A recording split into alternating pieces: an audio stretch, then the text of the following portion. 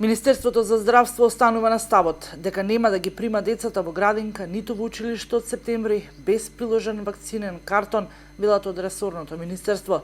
Здравствените власти во соработка со Министерството за труд и социјална политика го изменија правилникот за упис на деца во градинка.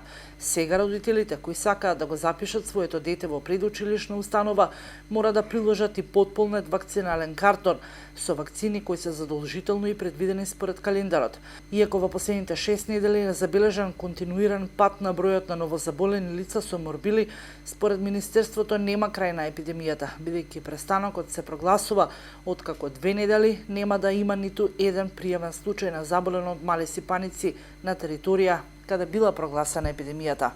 Во моментот има тренд на намалување, релативно е мала бројка на хоспитализирани пациенти. На клиниката во моментот нема хоспитализирано дете, во главном тоа се полесни форми кои што и во домашни услови се третираат. Во поглед на Скопје, да речам, во овие 5-6 месеци скоро 30.000 лица до 18 години се извакцинира, што е огромна бројка и секако дека тоа влијае врз намалувањето на разболувањето. Сега се во главном од другите градови од Македонија, меѓутоа и тука веќе има ефект имунизацијата, така да и тука се намалува бројот на заболени лица.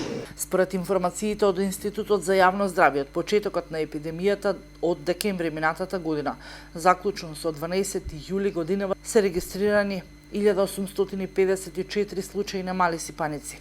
Само минатата недела се пријавени нови 10 случаи. Властите во екот на епидемијата започна и агресивна кампања за вакцинација со МРП вакцината за деца и за невакцинирани лица над 14 години до 60 годишна возраст кои не прележале мали сипаници, вработени во предучилишна установа, здравствени работници и студенти на медицина, фармација и стоматологија, како и ученици во средните медицински училишта.